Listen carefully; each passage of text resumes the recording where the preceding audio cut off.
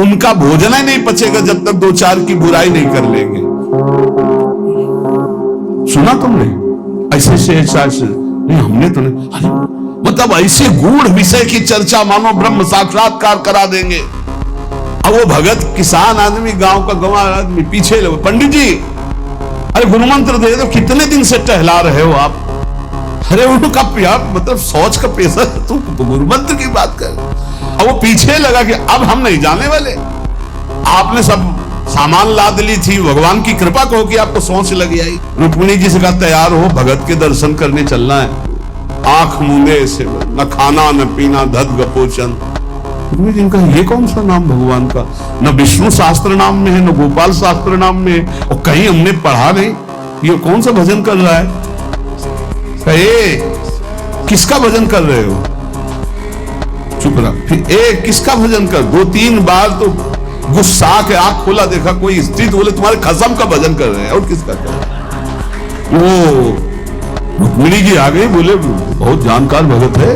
विश्वास करके जब वो धदगपोचन जपा तो रुक्मिणी और द्वारिकाधीश भगवान दर्शन देने आ गए। और तुम विश्वास करके राधा राधा जब सच्ची मानना, परिणाम में देखना बड़ा मंगल और बड़ी कृपा।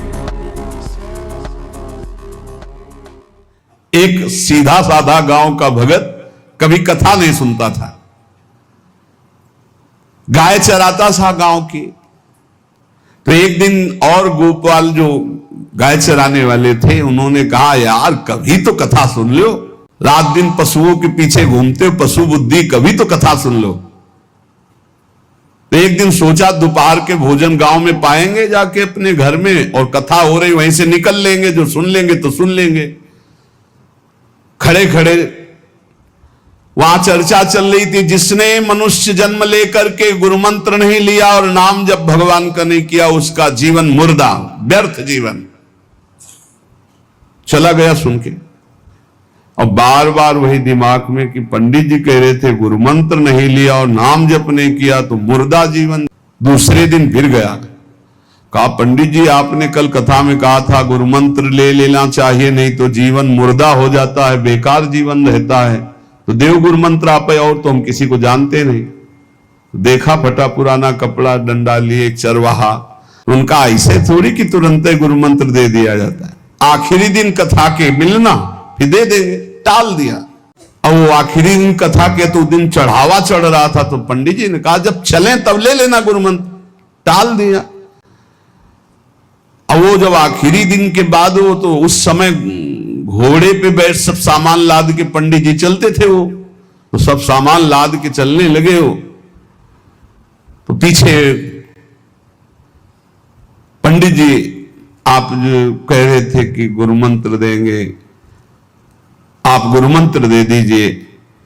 पंडित जी रबड़ी पवाई गई थी, घोड़े से उतरे और लोटा लिया और भागे, क्योंकि सोच लगी थी। अब वो भगत किसान आदमी, गांव का गंवार आदमी पीछे लगे, पंडित जी अरे गुरु मंत्र दे दो, कितने दिन से टहला रहे हो आप?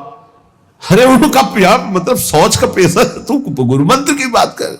अब वो पीछे लगा कि अब हम नहीं जाने वाले, आपने सब सामान लाद ली थी, भगवान की कृपा कहो कि आपको सोच लगी आई, नहीं तो आप हमको तो गुरु मंत्र ही नहीं देते, हम आपको नाम पर विश्वास की बात।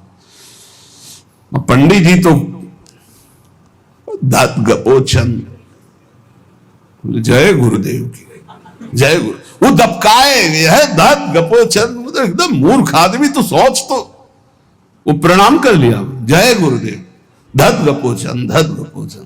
जपना न राधा न कृष्ण न राम न हरि, और मेहनत करने वाला आदमी, गाय चराने वाला आदमी अब शुरू हो गया बैठ के धत गपोचन धत गपोचन। अब इसमें न कोई भगवान नाम है, न कोई मंत्र है, न प्रणव है, न नमो नमः, कुछ नहीं। गांव के लोग, घर के लोग बोले कि यार 50 गाय चराता था, पता नहीं कौन सा हम लोगों का पाप उदय हुआ कि कह दिया कि कथा सुन लेना। अब वो गाय चराना भी छोड़ दिया, गपोचन शुरू हो गया। लालजू महाराज बड़े बड़े मुनियों के ध्यान में नहीं आने वाले, बड़े विनोदी। रुक्मिणी जी से कहा तैयार हो, भगत के दर्शन करने चलना है। रुक्मिणी जी ने कहा बहुत दिनों बाद आज आपको किसी भक्त की याद आई, प्रभु जरूर कोई महाभागवत होगा, हम चलते हैं। बोले बहुत विचित्र महाभागवत। चले साधारण वेश में चलना है। जब गांव में गए, उस भगवान तो सर्वज्ञ ही है, उसके घर के दरवाजे में बैठ गए और रुक्मिणी जी से कहा कि पहले तुम मिल के आओ भगत के, फिर हम मिलेंगे। रुक्मिणी जी ने कहा हाँ ये उत्तम बात है, पहले हम उनको दर्शन दे के और दर्शन करके आती है। तो आंख मूंदे ऐसे, न खाना न पीना, धत गपोचन। रुक्मिणी जी ने कहा ये कौन सा नाम भगवान का, न विष्णु शास्त्र नाम में है, न गोपाल शास्त्र नाम में है, और कहीं हमने पढ़ा नहीं, ये कौन सा भजन कर रहा है। कहे किसका भजन कर रहे हो, चुप रहा। फिर किसका भजन कर, 2-3 बार तो गुस्सा के आंख खोला, देखा कोई स्त्री, तो बोले तुम्हारे खसम का भजन कर रहे हैं, और किसका कर रहे हैं। वो रुक्मिणी जी आ गई, बोले बहुत जानकार भगत है प्रभु द्वारिकाधीश से कहा बहुत जानकार भगत है। बोले क्यों, बोले हमने कहा कि किसका भजन कर रहे हो, देखो हम इतना छुप के गई थी लेकिन वो पहचान गए, वो कह रहे तुम्हारे खसम का भजन कर रहे थे। अब भगवान ने कहा हाँ तभी तो हम आए भगत जोड़कर। बोले प्रभु आप दर्शन बाद में करना, जाके पहले हमारा प्रश्न बता दो, प्रश्न का उत्तर दे दो कि आपके विष्णु शास्त्र नाम, गोपाल शास्त्र नाम, बहुत से नाम हैं, ये नाम तो हमने कभी नहीं सुना। भगवान ने कहा ये नाम हमको तो बहुत प्यारा है। बोले आपको कब, मतलब ये कब कैसे नाम रखा गया। बोले बहुत प्यारा है, हमारा ब्रज का रखा हुआ नाम है, ब्रज में मैया ने रखा था। कैसे रखा था। बोले एक दिन मैं माखन चोरी कर रहा था, सखा के कांधे पर खड़ा हुआ, ऊपर माट में हाथ डालकर मक्खन पूरा ऐसे खाता जाता, सखा को पवाता जाता। इतने में मैया और गोपी जन आ गई। एक कन्हैया ये क्या कर रहा है। अब हमने देखा कि फंस गए। हमने कहा कि मैया हमें बहुत भूख लगी थी और देखा कि इसमें चींटी चढ़ी हुई है, हम चींटी निकाल रहे थे। तो बोले चींटी कैसे निकाल लेते, यहां पूरा हाथ सना हुआ है तुम्हारा चींटी। बोले अरे भैया तू बावरी, जब चींटी को ऐसे निकालने करते वो अंदर चली जाती तो खबो खबो के निकाला, इसलिए ऐसा इतना हाथ हो। बोले यहां मुंह में भी जब तुम्हारे मक्खन लगा, एक मक्खी बार बार उड़ रही थी तो हम ऐसे मारा तो पूरा मुंह में मक्खन लगा। भैया ने कहा धत गपोचन।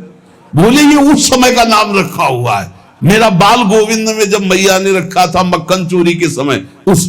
अब आप विचार करके देखो, भगवान का साक्षात्कार गुरु वचनों पर विश्वास होने पर साधारण शब्द बोला तो भगवान तो सर्वलोक महेश्वर सर्वज्ञ, उनके सब अक्षर, जैसे हर अक्षर में आ विराजमान है, का खा गा घा आ, ऐसे ही सब अक्षरों में ब्रह्म विराजमान है। फिर राधा नाम तो स्वयं हरि जपते हैं।